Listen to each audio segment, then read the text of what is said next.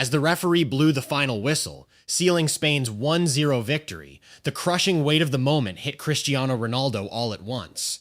The realization that his legendary World Cup career had come to a sudden, permanent end was a burden too heavy to bear. For a man who had spent over 2 decades defying gravity, breaking records, and demanding perfection, the finality of this defeat completely broke him.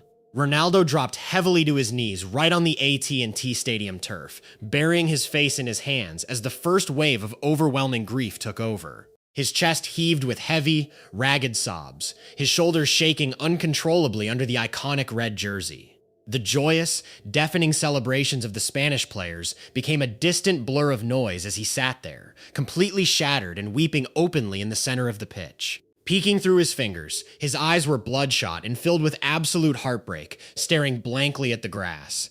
Teammates and coaching staff rushed to his side, offering quiet words of comfort and placing supportive hands on his back, but Ronaldo was entirely inconsolable. The raw emotion of a 23-year international journey ending not with a trophy, but because of a single, agonizing moment of defensive complacency, poured out of him in a flood of tears. He looked pig-sick with disappointment, the immense frustration of the late goal mixing with the realization that time had finally run out. When he finally managed to pull himself up, his face was wet, and he kept his head bowed, wiping his eyes with the collar of his shirt in a futile attempt to hide his vulnerability.